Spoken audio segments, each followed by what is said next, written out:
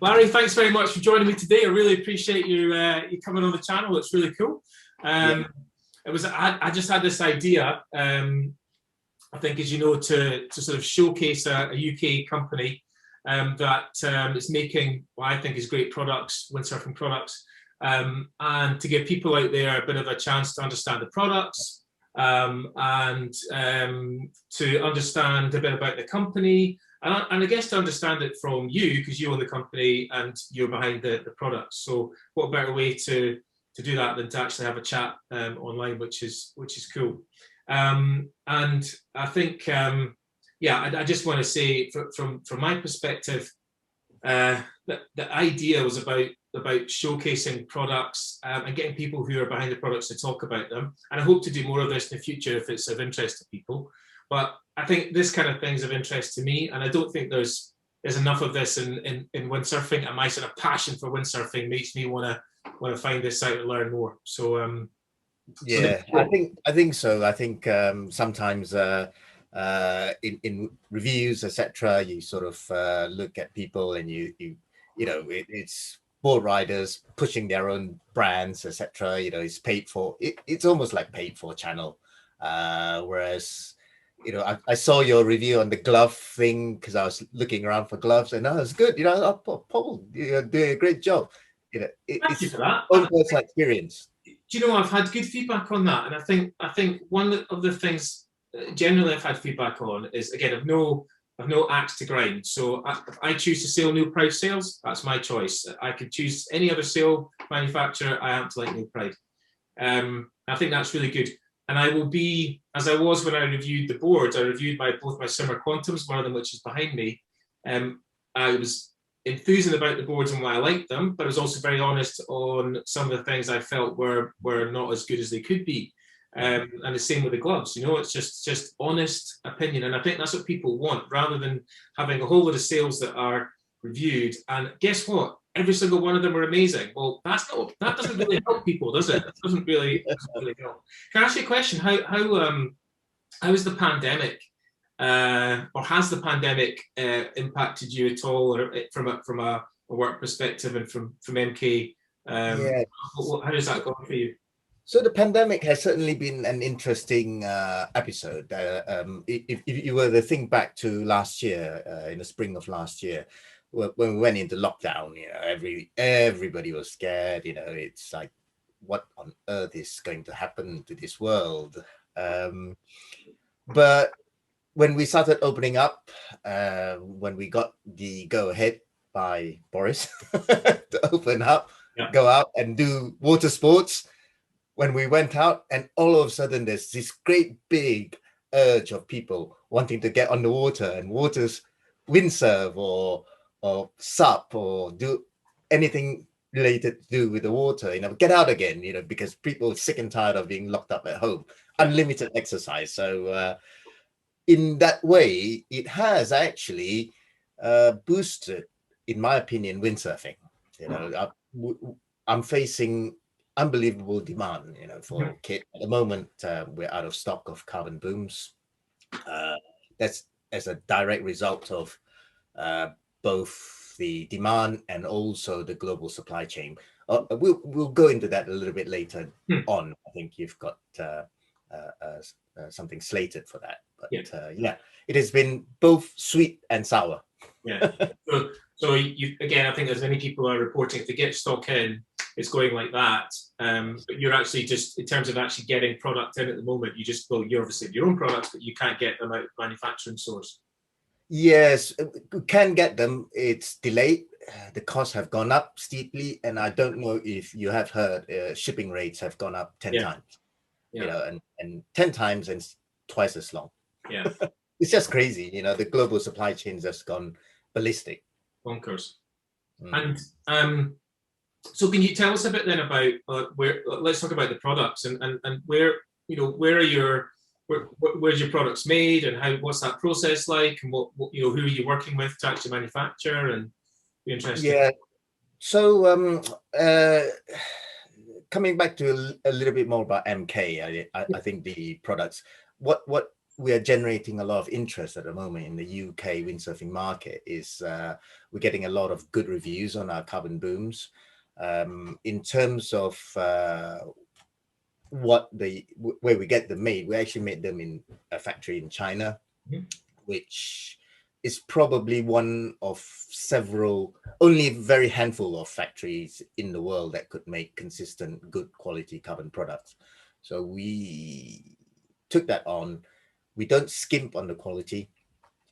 We use exactly the same material as most other carbon manufacturers do. We use quite often the same components as other manufacturers, but one of our ethos is to, because we're a small company and managed by an enthusiast, windsurfing enthusiast, is I'm not in this to make myself a millions, you know, I'm in it to justify my passion. And that's the reason why, you know, we're able to keep the pricing fairly low. And, you know, if anyone would have used an MK boom, they would definitely appreciate that price versus quality matrix. In terms of carbon, I'll explain a little bit more about the carbon manufacturing booms, if you let me, without going into great details. Now, this is one of our carbon booms, and the carbon itself, so the boom itself is made in one, what we call a monocoque construction, is one continuous tube formed inside. So there's no weak link in here. In the past, when we first started making carbon booms, they used to be joined with resin and glue. So that makes a weak spot and that can pull apart, but it's no longer that way. And we are using 100% pre-preg material. Now, pre-preg is just a fancy way of saying that the carbon and resin is already pre-impregnated with resin, so that one of the toughest thing about carbon manufacturing is the layup process, where the resin doesn't penetrate the carbon fibers. Now, that's the reason why you get breakages. I could ship you a boom pole and it could break within a week. Yeah. Now, that's not to say that, you know, the boom is inferior quality. It's simply because carbon is so tricky to make, carbon booms are so tricky to make that that if there is any air trapped within the layers, it will break. That's a weak spot, and it will show up within first few times of using. And that's the reason why some brand new carbon booms will snap. I guess that's interesting, because I guess some people, there's a brand thing, isn't there, that you're talking there about your price point and where you positioned yourself in the marketplace. And I think about me with Neil Pride sales. Some people say, "Oh, too expensive," and I just like the sales. I guess what's interesting for me is I could have. Let's talk about. Let's be specific. I could have, when I bought a new wave boom, I could have personally gone and bought a Neil Pride boom, which is a lot more money, but I didn't. I bought what you've just got in your room as well. One of your booms, and for me, from a price point perspective, for what I get from this, it's perfect. So I'm really happy about it. Happy with it. Sorry, but your point about, again, it's manufacturing, isn't it? It's carbon manufacturing. So carbon manufacturing can fail. That's what you just said. It can fail. And is that typical that you would, if it's going to fail, it's going to fail? I mean, for any manufacturer, anyone, it's not. This is not MK specific. It would tend to fail early. Is that what you would expect? Is that correct? That is correct. Yeah. Yeah. And typically we have a fail rate of around 1%. Right. And it does depend on various factors. Sometimes in certain production run, it could be the carbon pre-preg sheets, because these are first laminated around a tubing, and they're put in a mold, and then inside is inserted a plastic sheet, and then they pump air into it. and then put into a vacuum oven to cure. So the pressure differential causes the carbon sheets to bond together. Yeah. By using carbon pre-preg techniques, we virtually eliminated the what they call the layup faults of hand layup. You can make these booms a lot cheaper using hand layup methods, probably equally as strong, but then you run into the problem of how do you penetrate the resin into the carbon fibers completely. So by using pre-preg, it's almost 100% coverage of the resin. So you're going to, again, it's manufacturing, so any manufacturer is going to experience some failure rate, but guess what you're saying is your failure rate very, very low now. Yeah. We're looking at about 1% from experience, and lately, touch wood, it has been actually lower than 1%. So I'm very, very happy about that. There you are. That's great. And also from a customer point of view as well. So I actually had the other boom prior to this, which is the 140 to 190, I think. And I think this one's 150 to 200. And for me, I think this one is also slightly wider in diameter on your hand. But for me, I prefer this one because it's slightly wider in the hand, and I just prefer that. I find this one a wee bit stiffer. Yeah, that is an interesting point. So I might as well talk a little bit about that. Now, you're talking about the 24 mm diameter tubing versus the 27 mm diameter tubing. Now, there is a general liking in the market, or it's a trend, call it a trend, where people say, oh, look, this is skinny carbon. There's a name attached to it, a terminology. Skinny tubing is really nice to hold. Yes, it is really nice to hold, but the laws of physics would dictate that, if you make a tube slimmer, it is going to be not as strong, not as stiff. You can't get away with it. And you can make it stiffer, but you can make it as stiff, but you end up putting stupid number of layers of carbon in, which makes it hugely expensive and heavy. So, if you were to go for a 140 to 190, is going to be less stiff than the CPX 150 to 210, which is actually the boom that I use, and I use this for right down to a 3.7 meter sail, which is my smallest sail, and that covers my whole range. Yeah. Cool. And that leads me on to thinking about different booms for different disciplines, because what's your view on that? Because obviously you've got some big powerful race sails out there, and then they tend to perform better with carbon booms rather than with an aluminium boom. I know that personally because I've got an aluminium boom on an 8.6 race sail that I use as my sort of marginal wind kit, and everyone I know says to me, Paul, you need to get rid of that aluminium boom and get a carbon boom for it. And I'm like, yes, I know, but I've got a shopping list this long, like everybody in windsurfing, But then when you look at the carbon boom of a big carbon boom, the price that you have to pay for one is phenomenal. Yeah. That's why MK comes in, actually. That's cool. And so what's your view on that then in terms of different disciplines and different booms?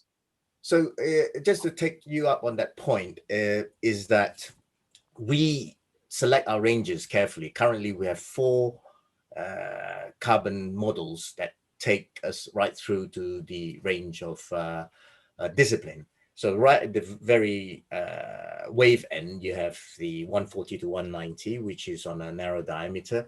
For the smaller sizes, the diameter with the sacrifice of stiffness doesn't matter that much. And then we have the 150 to 210, which is on 27 mm. That is actually a very versatile stiffness to comfort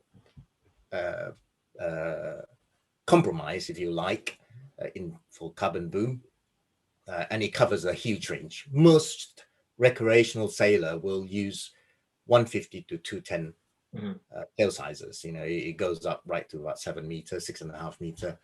And obviously you shouldn't be using your boom at maximum extension, because if you were to look at the tail of a carbon boom extension, it's actually fairly slim. Yeah. So when you extend this a long way out, this part is not as stiff as this part, so it will become more flexy the more of this you have further out. Ideally you shouldn't, but it will happily go up to its maximum extension, but you just feel the flex with the bigger sails. Now we then, from the CPX, we move up to the slalom ranges, and the slalom ranges is something that we actually over-engineered, and it's hugely stiff. It's not the lightest compared to other makers, but it is hugely stiff. You know, we use a 36 mm diameter tail section, and with a 29 mm inner tube, the part, the telescopic part that goes in the carbon, and that gives tremendous stiffness to the boom. Now, should I touch on bend curve? Yeah, go for it. Yes. Okay. So really interesting. Yeah. Just to come back onto the slalom boom again. Now you're thinking, I'm not going to have a good time gripping the 36 mm tubing because nobody has hands that big. But luckily, you know, what we did was that we designed the tubing to be a lot slimmer at the grip section, and it has an oval shape to it. So it's very, very nice for your fingers to hook around. So therefore, it is a real marriage of comfort and stiffness. And until you use one of the MK slalom booms, you won't be able to appreciate how nice it is to grip and use. That makes a hell of a lot of sense, that you've really, like you said, beefed up the back end and actually made a decision to increase the weight slightly. Yes. It's kind of, I would parallel that to one of my own boards behind me, which is a 2020 board. And quite frankly, I wouldn't mind if the weight was a bit higher in the board to make it less fragile, because I find that the modern boards are extremely fragile. I mean, the slightest tap on a rock, even not this one, but my other one.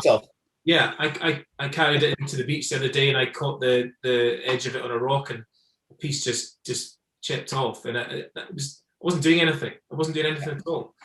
And I would much rather a little bit of extra weight to give me, you know, a stronger product. So so I get that. It's really good thinking. Personally, that's my view, personal view, because that makes a lot of sense. Because I think a lot of people would probably be very comfortable with that compromise. Again, also from a longevity perspective as well, you know. So not everybody can afford to be chopping and changing kit every year. You know, I think some people are fortunate, maybe they can do that and they choose to do that, and that's okay. But I guess you see a lot of chat on the forums about people that have invested in a carbon boom, and then they have a carbon boom for, if they look after it, for 3 or 4 years or whatever, even longer. You know, which is cool.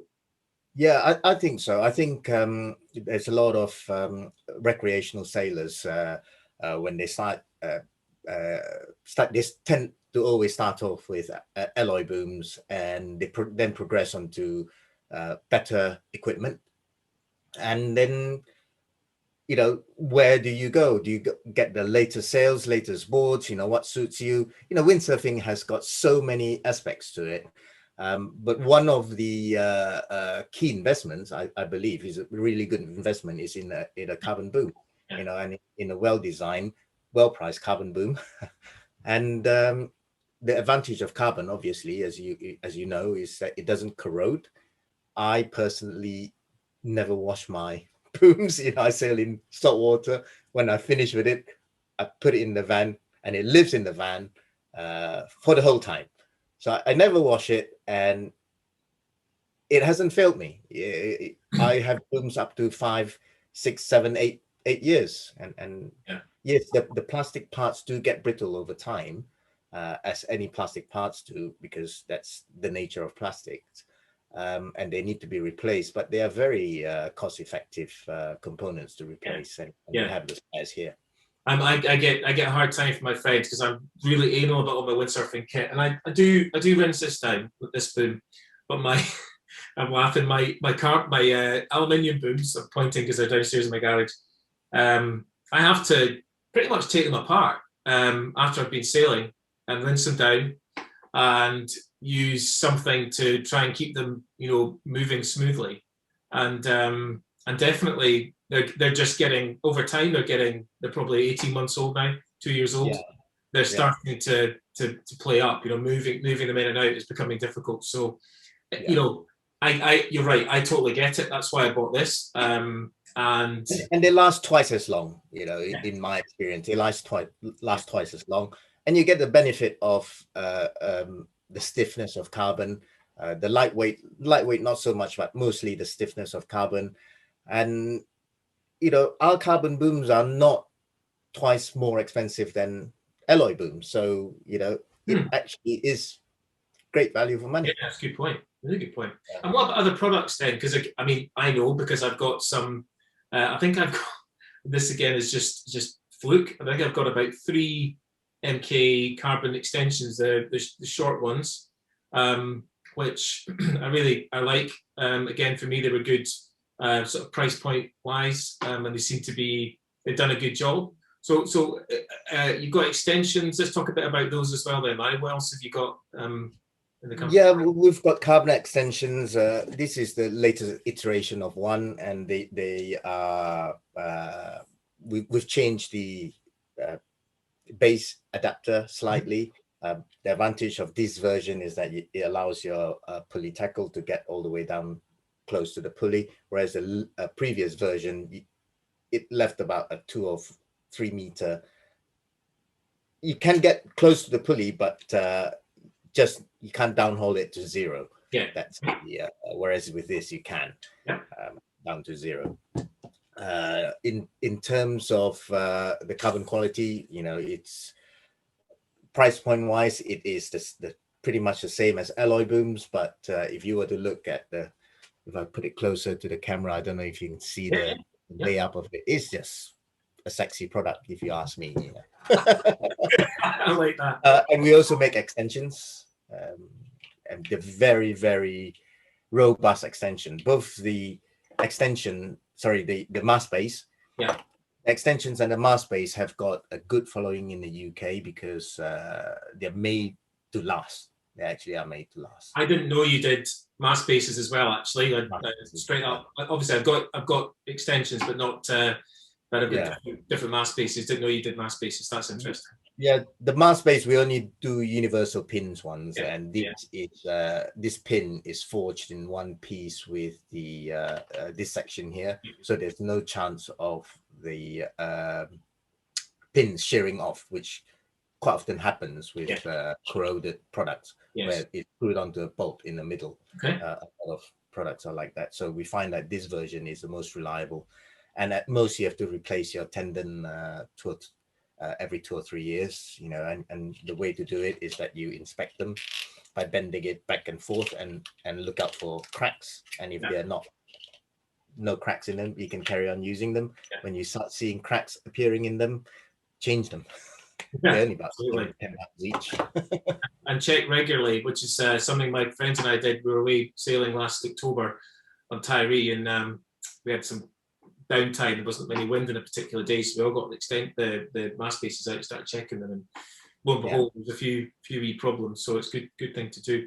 And so what about what are we in now? 2021, blooming heck, nearly in August. What have you got? You don't have to give any secrets away, but 2022. Have you got any? Are you looking further ahead in terms of products? Or are you staying with what you've got, or have you? What we're doing is that we're continually just refining the product. We believe we already got a really, really good product, and the feedback from our customers is saying that great. Your product is great. We love them, and the saying is, don't fix it if it ain't broke, right? So what we're looking to do is just make refinement along the way. So we won't be making massive changes in terms of the carbon layup or play with the carbon content or anything like that. We keep it the way it is, and and bits of parts may change here and there, but it's just to improve the product. The carbon boom, the carbon itself is already top notch. And we're going to keep it that way. That's great. And you know, we were talking at the very beginning about we were talking about the pandemic, and I guess Brexit's been, you know, all of this has happened at the same time. People have been in lockdown. Then this huge surge, as you said yourself, in interest in water sports. I think anyone that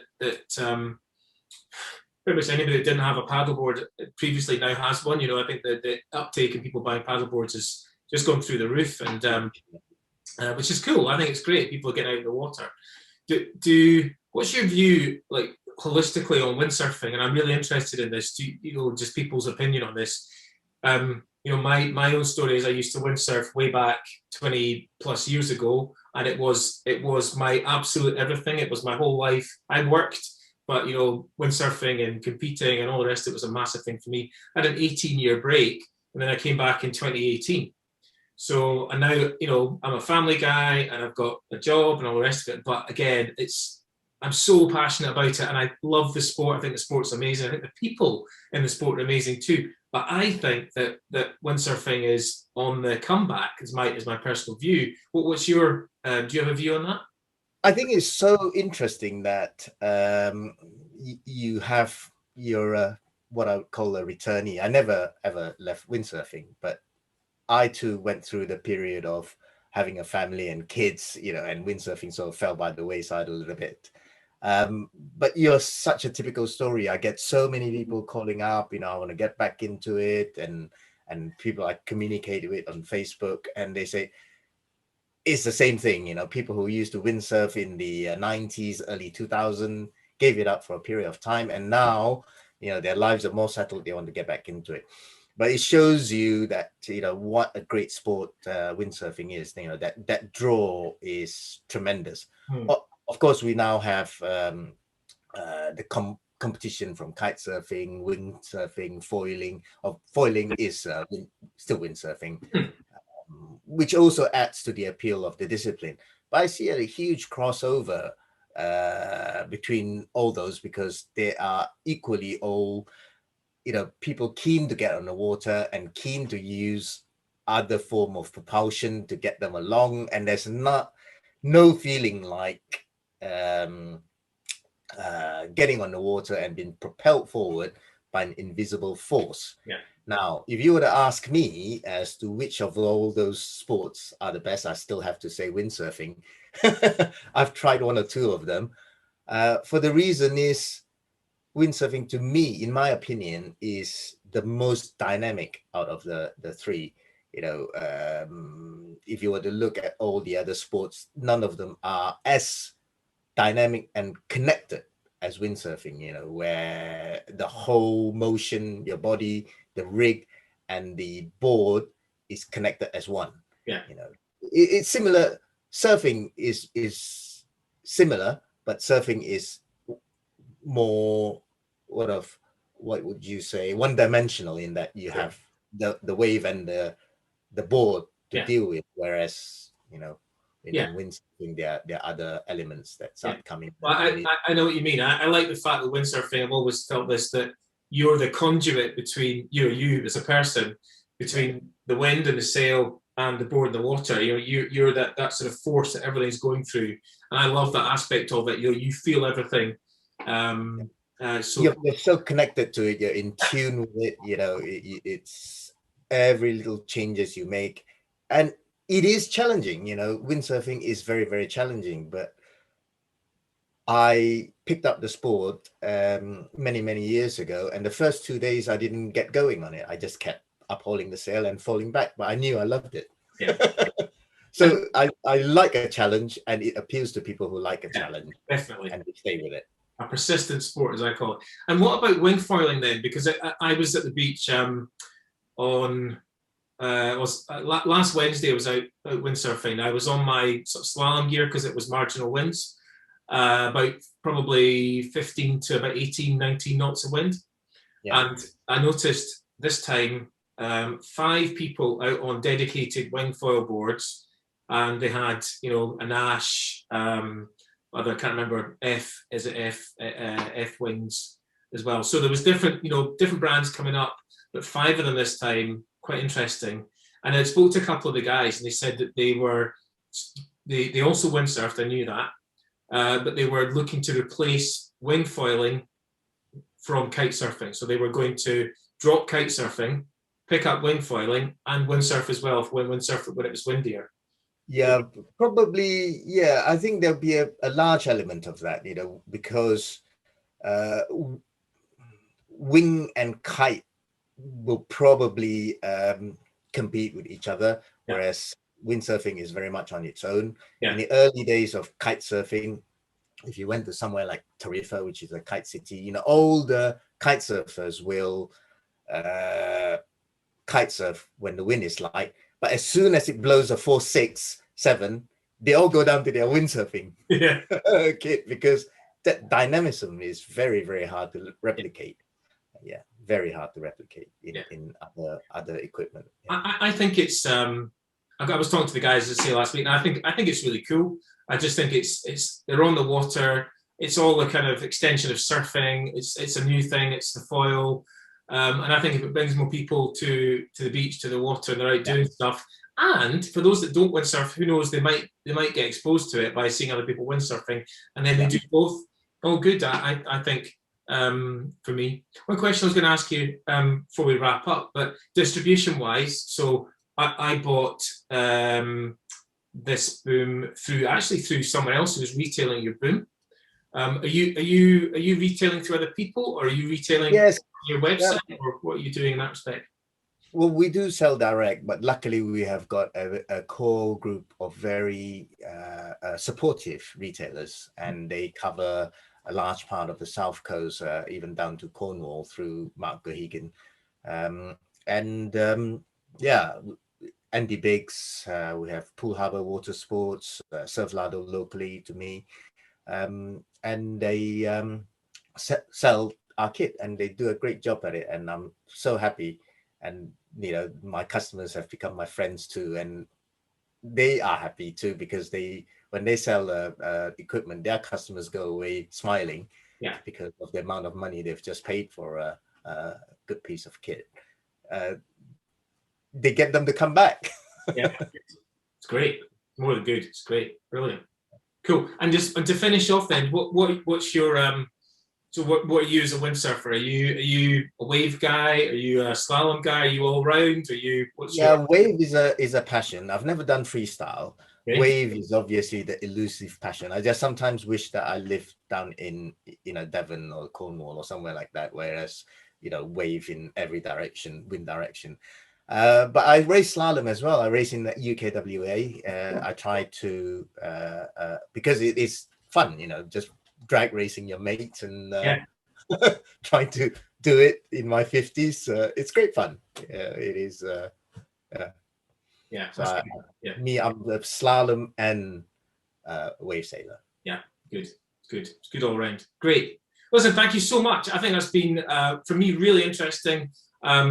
Just great to have a chat, and great to understand more about the products and about the company and about yourself and where you come from, and also what you're planning. And I really liked your answer too about when I asked you about products, that you're sticking with what you've got because you feel you're comfortable with what you've got, and you're just gonna, what did you say? Don't break it. It works. So I think that's cool. I think that's a rather than sort of striving to do different things, you got something that works. Good on you.